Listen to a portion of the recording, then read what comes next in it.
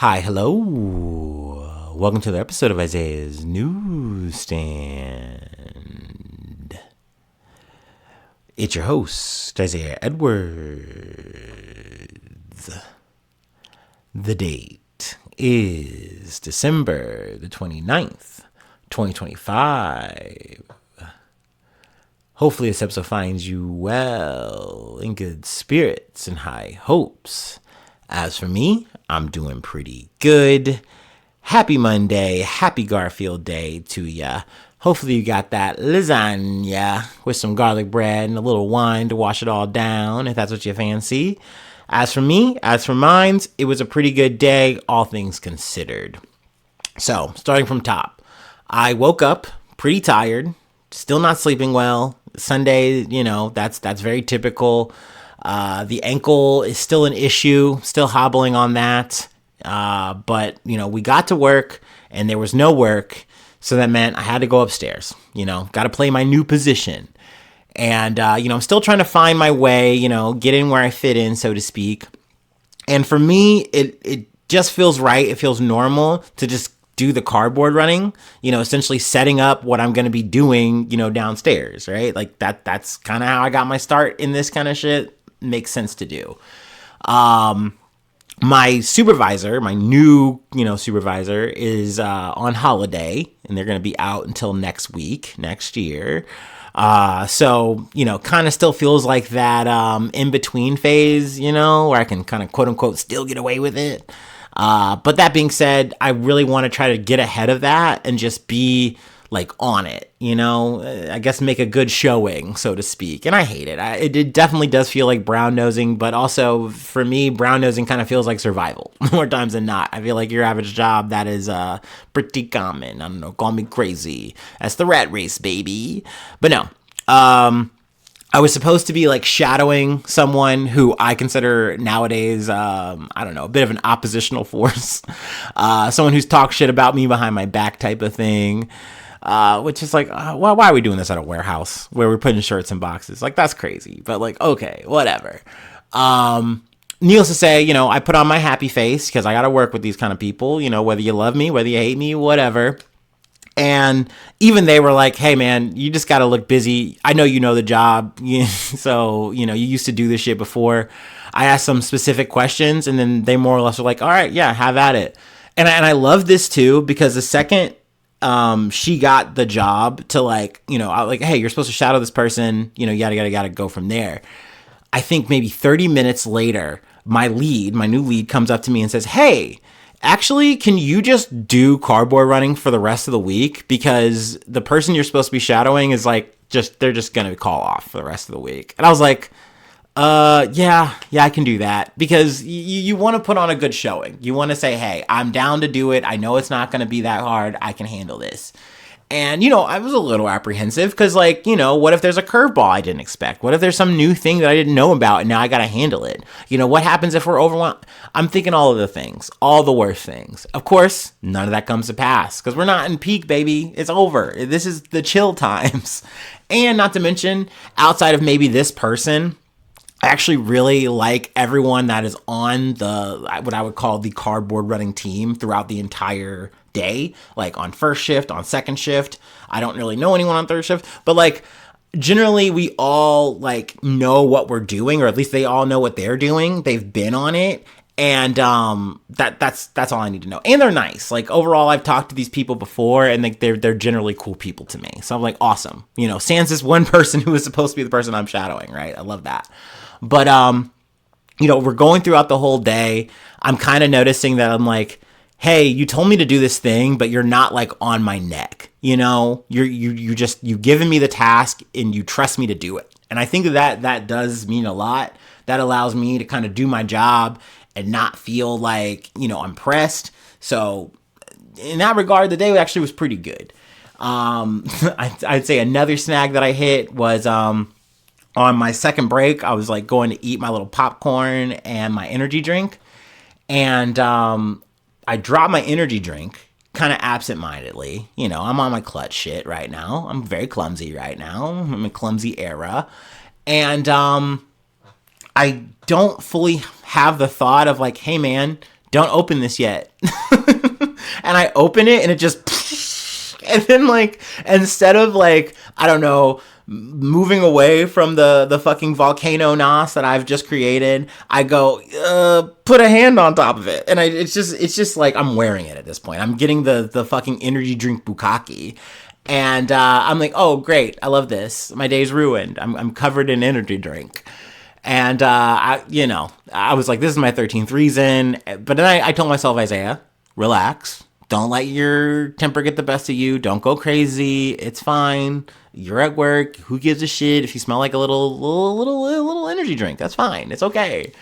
And, we moved past it. Actually, I did make up for it later, and I got a Monster Zero Energy or Monster Zero Sugar for the gym because I was like, baby needs a treat. But needless to say, work went well. I know I'm kind of talking, a bit about how the day went, but today was, I don't know, it felt very formative. Like this is going to be a day maybe I look back on, so I wanted to kind of, talk about the details of it. But it feels good in a weird way to be back at it. Trust me. I would much rather just be in maintenance, just yucking it up with some of my least favorite people. Actually, I'm not even going to lie to y'all, full disclosure. I did like take a little bit of a cutaway time because like, once again, my supervisor is not in town for the fucking, rest of the fucking year. So I spent like, I don't know, about 5-10 minute intervals, and I would just like hang out in maintenance and just yap it up with them. So, we're not completely gone. We're not completely out, but we'll see. I know things are still changing. But, overall, today was okay. It was solid. We're going to run it back tomorrow. And then I got New Year's Eve and New Year's off, which we love. And then I got to go right back again for Friday. So, yay, love that. And like I said, I now am going to be doing like multiple things throughout the day.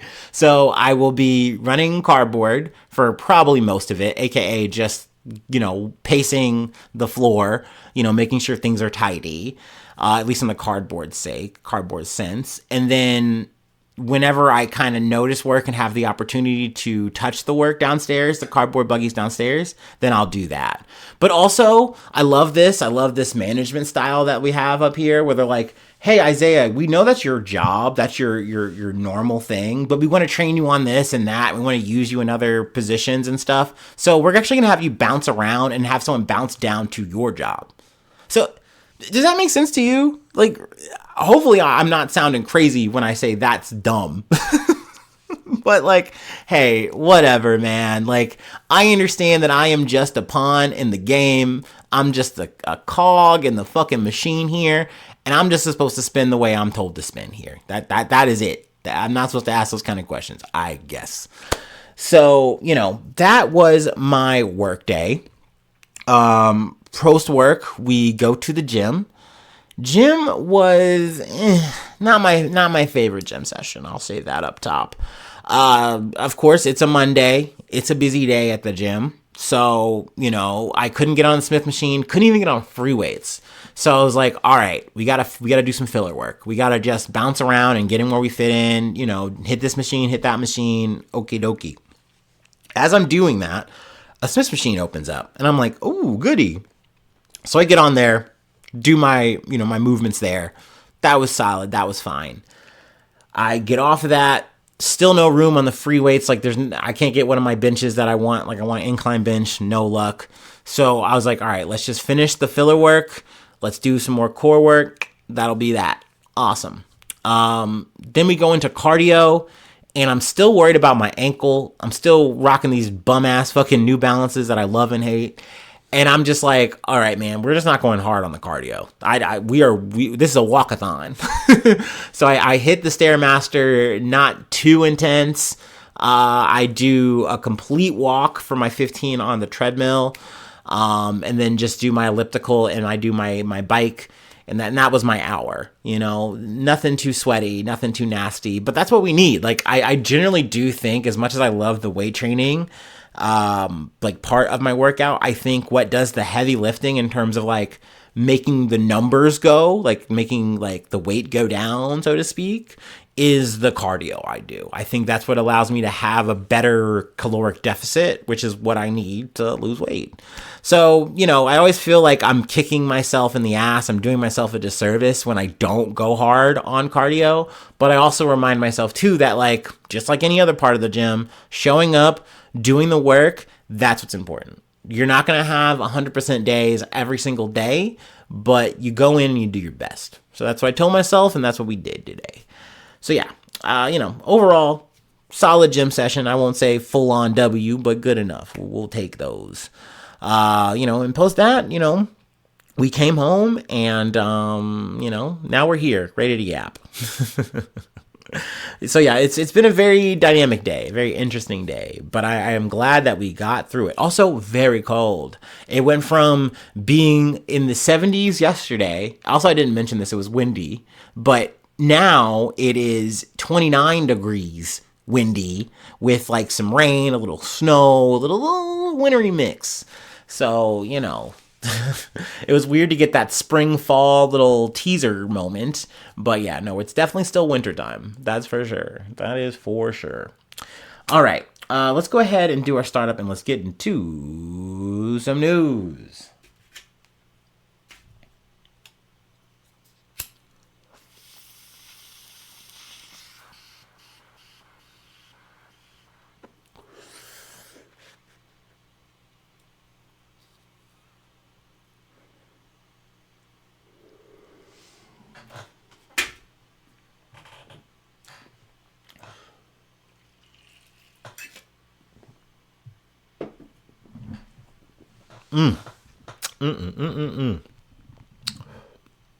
Our first story comes from Al Jazeera. Train derails in southern Mexico, killing 13 and injuring dozens. A train carrying 250 people has derailed partially in southern Mexico, killing at least 13 people and injuring 98, according to officials. The Mexican Navy said the interoceanic train linking the states of Oaxaca and Veracruz went off the rails on Sunday as it passed a curve near the town of Nizanda. It said that 98 people were injured and that unfortunately 13 people lost their lives. The train was carrying 9 crew members and 241 passengers at the time of the accident. Of those on board, 139 were reported to be out of danger, while 36 of the 98 injured were still receiving medical assistance. In a statement posted on X, Mexican President Claudia Sheinbaum said at least 5 of those injured were in serious condition. Sheinbaum said she had directed the Secretary of the Navy and other senior personnel to travel to the area and assist the families of those affected. She added that the Ministry of Interior is coordinating the response to the incident. Let's see here. Was there anything else I really wanted to pull? Oh, I think also that there was an incident that took place December 20th. Yes, here we go. On December 20th, a train on the same route collided with a cargo truck attempting to cross the tracks, although the incident did not result in any deaths. So that's pretty recent. That being said, we don't have any idea of what caused the collision, what was the series of circumstances that led to this. I know an investigation has been launched into that, and I imagine, when I get more details, I will probably come back and we'll discuss this further, elaborate more. But yes, obviously very unfortunate, very sad. Condolences to the people who lost their lives, family, having to go through all this shit. Gosh, that's the thing. As an American, we definitely long for good public transit. Americans, we fantasize about nice trains, but sadly, whether it's something like a train, whether it's something like a car, you never know. At the end of the day, life's one of those gambles. Anything can fucking happen. So, obviously, once again, condolences. We'll go ahead and move on to our next story. From the BBC. China holds military drills around Taiwan as warning to separatist forces. China is holding military drills around Taiwan, simulating the seizure and blockade of the island's key areas as a warning against separatist forces. The Army, Navy, Air Force, and Rocket Force have been dispatched for the drills, excuse me, which include live fire exercises, the Chinese military said. Codenamed Justice Mission 2025, the drills are taking place after the U.S. announced the sale of one of its largest weapons packages to Taiwan, worth $11 billion. That move drew sharp protests from Beijing, which in turn sanctioned U.S. defense firms. Taiwan's push to ramp up its defense this year has also angered Beijing, which claims the self-ruled island as its territory. Something they don't mention in this article that I feel like was kind of key to mention here is that also China's new prime minister, which I know, I still should not remember her name, but she has also, piped up and said, hey, we will also come to the defense of Taiwan, so just so you know. And this was posed as like a hypothetical, so you didn't have to say this. You just could have just been like, we'll cross that bridge when we get there, whatever. None of our business, whatever. They're like, no, we have something to say here. And that is, we're defending Taiwan, okay, against China. And, that is something that definitely angered China. It definitely pissed off Xi Jinping. And, they literally said, you know what, we're going to talk to the manager on this one. And they went and literally talked to Donald Trump. And they're like, yeah, what the fuck is Japan on about that shit? Get your guy. Get your guy, pal. So yeah, needless to say, tensions are high. But also to say that this has kind of just become common practice, I feel. Like, I couldn't remember quite, recall when this became the norm, but, kind of reading through this article kind of took us back to 2022 when I feel like this became a commonplace thing that, like, China was going to show its force this way. And they were only going to make this shit more and more realistic, more and more bombastic every year. Or they were going to do it to scale with whatever either Taiwan did or what another country did, like the Nancy Pelosi visit. So much like that. Like this feels very much in the same kind of vein of like, oh, so you're going to actually give or not. And this is, I think, a key thing here, right? Because I don't think is it give? I mean, I think that's important. Yeah, this is a package that I believe, sale. These are key words here, right? I feel like previous administrations, both, conservative and liberal, have been like, Taiwan, we defend them. We got them. Like, once again, in that hypothetical world, we will come to their aid. We will support them. But it's like, they're constantly hammered and needled. Like, what exactly do you mean by that? Like, how deep is that support? Like, are you going to like back them like they were like some kind of NATO situation? Like, are we going to go to full war for this? Are we going to fight China for this? And I'm like, we'll support our allies. Like it's always some kind of coy, very political fucking answer. But I feel like in practice, it's a lot of like munitions. And maybe I'm getting that wrong. Maybe there's been bigger deals and sales and stuff like that just gone over my head, whatever.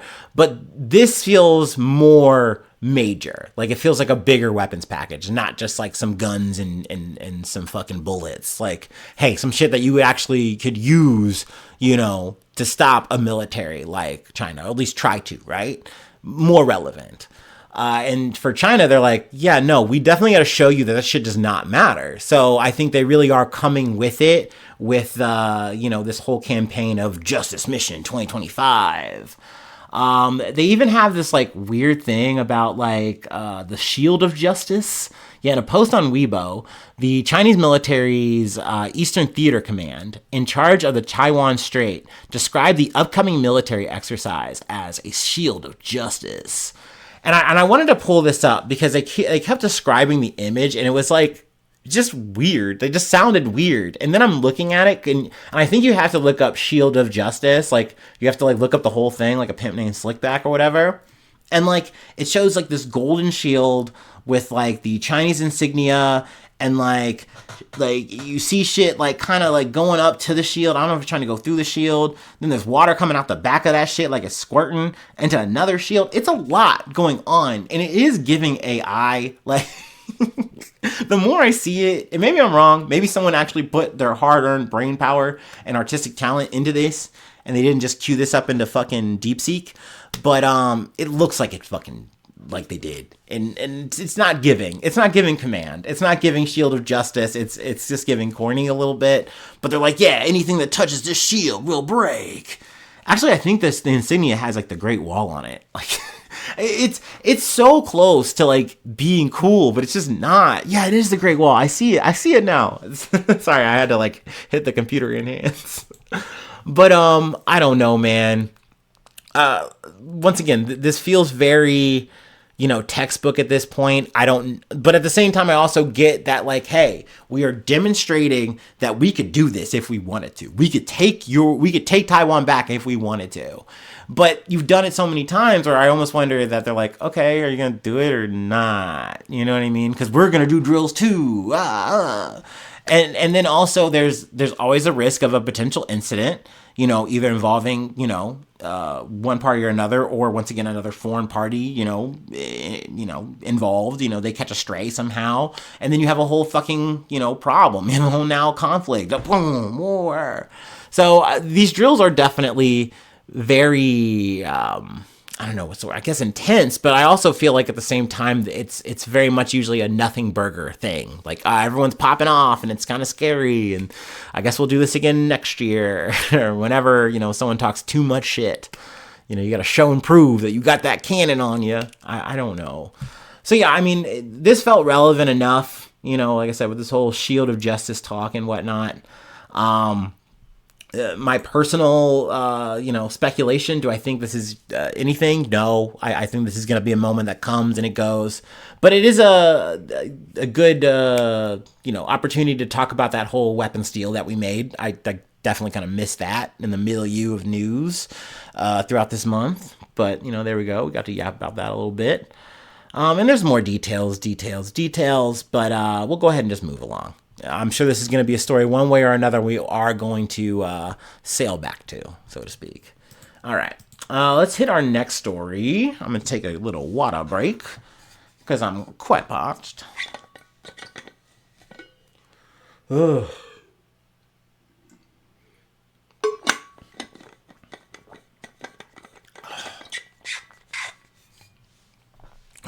All right. From USA Today. Trump administration using fraud law to target major companies on DEI. The Trump administration is investigating diversity initiatives at major companies under the False Claims Act, a federal law the Department of Justice uses to take action against contractors that defraud the government. As USA Today reported in October, the Department of Justice earlier this year began issuing civil investigative demands to employers across a broad range of industries, directing them to turn over information about their diversity, equity, and inclusion programs, or DEI. The use of CIDs, a legal tool that allows the government to gather information during a civil investigation, and that is usually reserved to pursue government contractors that submit fraudulent bills for their services, has rattled corporate America because it leaves companies vulnerable to claims that could reach into the millions of dollars. Among the companies that have received DOJ investigative demands are Alphabet's Google and Verizon Communications, the Wall Street Journal reported. Google could not be immediately reached for comment. Verizon declined to comment. Just kind of a bit of an update on, where we are at with the Trump administration's campaign on DEI, that they are really devoted to, like, quote unquote, hunting it down. I'm saying quote unquote, paraphrasing, you know what I mean? Hunting it down and essentially eliminating it, saying that it's like, hey, we just don't want this to be an issue, and where we see it, we want to get rid of it. But I find it weird that we are taking this line of saying, hey, we are going to do lawfare on it. And then I've also heard, the likes of like a JD Vance saying like, hey, if you think, you're a white man and you're working hard and you're doing everything on merit and you don't feel like your company is actually like, appreciating that and doing right by you, you should report that. Like, which to me, it just feels like you're doing white DEI. Like, I don't know, man, but maybe call me crazy on that. Whatever. This feels like very woke. But by all means, like, this is just how the culture war is gonna devolve. It's just definitely annoying and weird when you see, the Trump administration, the DOJ, the Department of Justice, moving about it like this, saying, hey, we are going to target these companies and more or less try to twist their wrists into being compliant. And really, these companies are not doing this on the morals. I think we all want to believe that Disney and, I don't know, insert your favorite company here, actually loves people and gives a shit and like, oh, we really love you guys and we care about all people, all matter. No, they don't give a fuck about that. They give a fuck about you coming around and buying their product, taking on their good. If you're not doing that, then like, they are not happy. If they have to pay too much money to like, quote unquote, be that moral good and serve that way, then they will change. They will about face. Like we've seen that time and time again. And just the short time that I have been doing this podcast, I feel like that's pretty illustrative in what we've seen in terms of like, these big companies. And I mean, I'm not surprised, that is why I go back on to the same fucking motif of there's just no ethical consumption under capitalism. That's me. When I heard that shit, it just made sense. I was like, okay, whether it's on the consumer side or it's on the corporate side, there's just no way that any of these motherfuckers are going to be, altruistic. It's just not a thing. I'm sorry. By all means, I'm sure you've got some fucking cool ass fucking company that like moves like a Subaru and actually like they mean it. I don't know, but I don't know, man. I just haven't seen it, especially when you start digging in them damn books. So none of this is surprising. I wouldn't say this is big news, but just like seeing that there's an actual process. There's an act that they are using and slinging around here. And it's just like, hey, you guys doing any of that woke shit for brown people? You better cut it out. Cut it out. And it's working. Essentially they're not commenting on it, but most of these companies are lying down and saying, all right, we'll take that jargon out. We'll change this language. We'll do what you want, Daddy Trump. Yeah, we love the white people. I don't like, what do you want us to say? I don't know, man. To me, this is just a joke on a joke on a joke on a joke. I don't know how else to really process this shit now at 35, like living like through this. Like, yeah, man, I just think affirmative action is just stupid. Like, crazy having conversations like this. Like, in one permutation or another, it's just always the same kind of fucking shit. Like, hey, we're trying to like, combat some of these systematic issues and problems and like, through the gut. Hey, don't do that, man. What the fuck, man? What about me? What about mine? Well, like, I feel like I'm now the victim because you're doing this thing. Like, it is just a back and forth thing that I just feel like it should never be, but it always winds up. So, and here we are in the weeds about it. Anyway, let's go ahead and move on to our next story. Bit of an update on Tyler Perry from the Associated Press. Tyler Perry's accuser sent messages of gratitude and friendship years after alleged assault. Text messages show that Tyler Perry and Boo, a Madea Halloween actor Mario Rodriguez, who recently filed a lawsuit accusing the filmmaker of sexual assault, remained in contact years after Rodriguez alleges their interactions ended.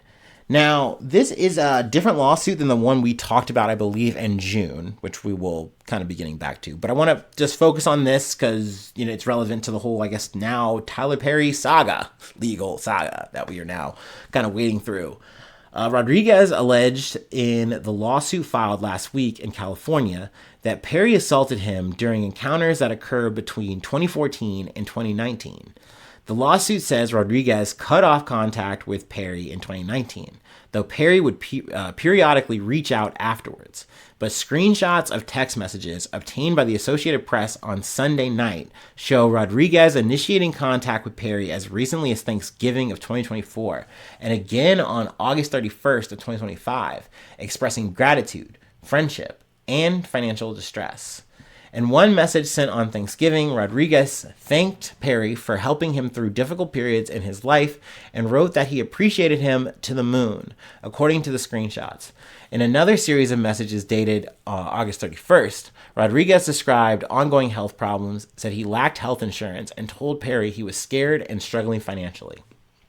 The messages were provided to the Associated Press by a source close to the situation who spoke on the condition of anonymity because they were not authorized to discuss the matter publicly.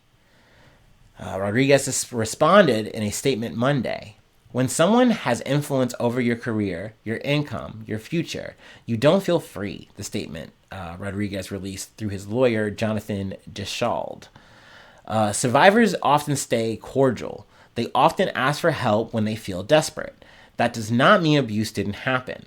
Those text messages were sent to Perry at a time when when I was especially vulnerable and can be seen from the context. He added, continued financial support and access are not inconsistent with abuse. They are often part of the power dynamics. They are often a part of the power dynamics that follow it. In many situations involving exploitation, money can function as a way to manage guilt, avoid conflict, or maintain silence. Perry's attorney, Alex Spiro, disputed the allegations in Rodriguez's lawsuit. I said it before, and I will say it again, Spiro said in a statement. This is nothing but a $77 million money grab scam. The lawsuit seeks at least $77 million in damages and accuses Perry of sexual assault, sexual battery, and intentional infliction of emotional distress. Perry has denied the allegations. This kind of dovetails with the other lawsuit, I believe, that we talked about with Derek Dixon. But focusing on the Rodriguez thing, because I did want to kind of get this point, is I do agree with the statement that Rodriguez put out. That, like, yes, even if I said all these things and I'm, seemingly very cordial with this person, that doesn't mean that what I'm saying is untrue. I think that people are so quick to say, well, now I'm seeing this, you're being buddy-buddy with this person. Clearly, you're just being an advantageous person. You're trying to get over on this, like, da-da-da-da. Now what you're saying is null and void. You're a liar, you're bad, da-da-da-da. But once again, I remember very clearly seeing that with the Cassie situation when it came to, like, the P. Diddy stuff that we've talked about earlier in the year. And it just seemed like once people saw that there was any kind of quote-unquote compliance from Cassie, that it was like, well, it's okay that everything happened to her then. You're actually not a victim anymore. And it's like, you can't do that. I implore people to not do that. I think it is totally well and good and fine to say, hey, I'm not just going to hear the victim side, I'm going to hear both sides. And then you meet and you work through all of that shit. And especially if we have, like, the law involved, you work through that in the legal court of law. Okay, that's fine. But to just sit there and say, I'm going to deal in absolutes now, and now that I know this, you're done. You're actually not a victim anymore. I think as a society, we cannot be so quick to do that. But yeah, that being said, I think legally, at least in the case for Rodriguez, this probably doesn't hold up very well, right? I think when this gets played out, maybe to like a jury or what have you, they're going to maybe see the text messages and say, well, this is a bit dubious, right? Like, are you really being this victimized? Did you really go through all of this trauma? But yet you're still, like, saying all of these things to this person. It's not getting mentioned in any of these text messages or anything like that. Seems like everything's hunky-dory okay. So I can understand why a jury says, actually, no, I'm going to go with that narrative. I do get that. But that's obviously something we're talking about in the court of law. And it's also to say, too, that this is just for Rodriguez. I don't know. I mean, we talked a little bit once again about the Derek Dixon thing. That's a case in and of itself. I also think, too, that as a society, you can take one part of a case and then splash that across the whole thing, the whole narrative. And it's like, well, this one thing, maybe whether it was real or not, actually now all of these are in question. And it's like, well, we're jumping to conclusions now. You know what I mean? Once again, you don't want to do that either. So, I don't know. I think these are important things to ruminate on, think about, but I did feel like this was a big update in terms of the Tyler Perry legal saga that has kind of been unfolding this year, at least this year to our knowledge, right? There's that. We have one more story that I wanted to cover. I'm going to take a quick last break. I need to drink some more water. I'm parched. And then we'll close it out. We'll close it out with the man who knocked out fucking Jake Paul. I was about to say Logan Paul, but I get the Paul brothers confused. I really want them both to get knocked out, but I'll take the one. But yeah, let's take our last break, and then we'll go ahead and close it out.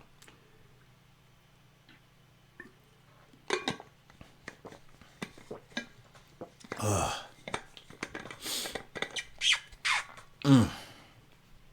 had some hot chocolate on my last break. Now, technically, this hot chocolate is free and always available, like our free coffee and tea. But I forget that we have it. And so I just randomly saw someone get some the other day, and I was like, I'm going to get some hot chocolate at some point. And that was today. It's very much giving Swiss Miss, which is fine, especially on a day like today. Definitely hit the spot.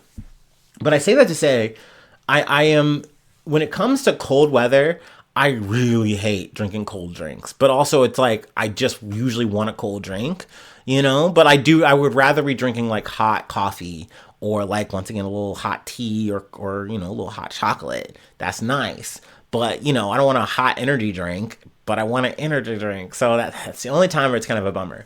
I find that I don't have that issue in the summer. I can drink a hot drink. I can drink a cold drink. I can drink a whiskey drink. I can drink a cider drink. You know what I'm saying? I can do it all in the summer. But in the winter, it's a little bit different. I don't know why.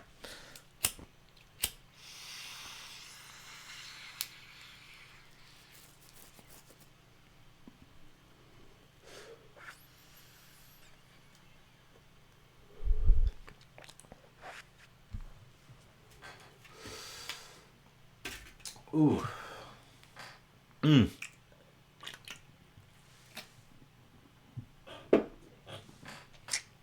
All right. Let's get to our last one. From Yahoo Sports. Video shows aftermath of fatal crash involving Anthony Joshua. Video of the aftermath of the fatal crash involving former heavyweight boxing champion Anthony Joshua in Lagos, Nigeria on December 29th has emerged. The footage shows Joshua, 36, being led from a damaged car and walking to a second vehicle that had emergency lights on it. Matchroom Boxing and the Ogun State government both confirmed in public statements that Joshua had been taken to the hospital to be evaluated following the crash. The boxing promoter said Joshua is in stable condition and will remain at the hospital for observation. Nigeria's Federal Road Safety Court said in a thread on X that a black Lexus Jeep and a stationary commercial Sino truck were involved in an accident on the Lagos Ibadan, I think it's Ibadan, maybe, expressway in the southwest part of the country. Preliminary findings indicate that the Lexus Jeep, which was suspected to be traveling beyond the legally prescribed speed limit on the corridor, lost control during an overtaking maneuver and crashed into a stationary truck well packed by the side of the road, the agency said.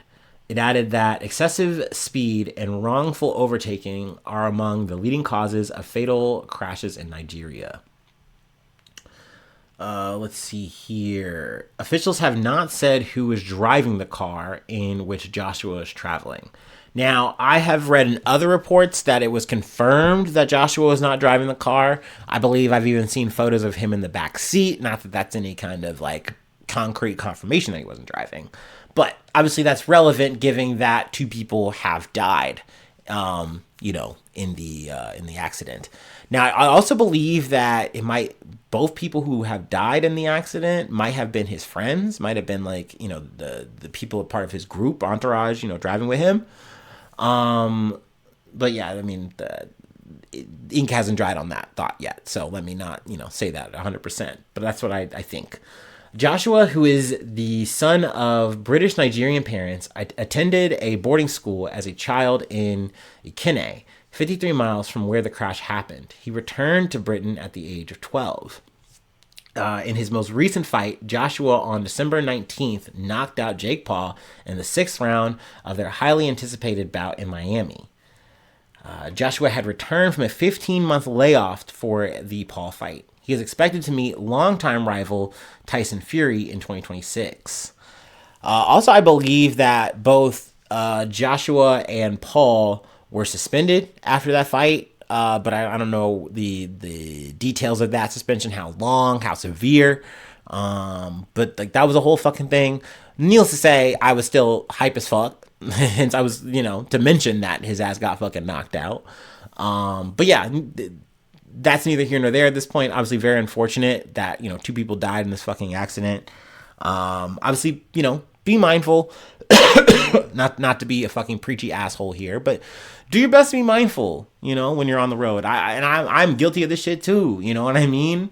Because God help me, I did earn those goddamn speeding tickets. I can't fight that. I'm guilty of that shit. But you gotta be careful. You gotta be mindful, because if not for your own sake, for the sake of other people on the road, we all got people, we all got family, and you don't want to get so lost in the sauce or in a moment, and next thing you know, your life's over, or you've ended someone else's life. You know what I'm saying? So that's very sad, very unfortunate. But any more details, and we'll come back to the story. I don't really have much boxing insights or anything there, but yeah, there you go. That's it. That's all I have for today. That is the episode. If you'd like to help out, support the effort, I do have a Patreon. Patreon.com/IsaiahNews. Become a newsie today. Free ways to hit me up, IsaiahNews1@gmail.com. Feel free to follow me or the podcast on any of the socials. Subscribe to the YouTube, follow on TikTok, follow on Spotify, follow on Apple Podcasts, wherever you like to listen. Free ways to hit me up, IsaiahNews1@gmail.com. Feel free to follow me or the podcast on any of the socials. Subscribe to, did I say that? Oh, no. I'm off the rails, and that's a terrible pun. I'm sorry. But yeah, 5 stars on Spotify, 5 stars on Apple Podcasts. Leave a like on YouTube. Leave a cool comment. Sharing's caring. There you go. That's what I was supposed to say. That was the line. And then, if you don't do any of those things, you don't do any of the stars, that is A-okay. I appreciate you just hanging out with me. A bit of inside baseball at this point, because, all the normies are heading out. They're on their way, onto the next episode of a thing or whatever. This is you and me time. This episode wasn't my best, of course. Most of them are not, but it did. This one took a little bit of extra doing. Sometimes it takes a lot to make this sausage, and it's not very good sausage, some might say. But I appreciate you for being a champion and just sitting and waiting and, taking what is given. I thank you so much. I appreciate you so much for just letting me hang out with you, and you hanging out with me in this weird, indirect way. Yeah. So yeah, thanks so much for tuning in. Thanks so much for being a friend. And hopefully I see you soon for some more good news. I love ya. Bye-bye. Mwah.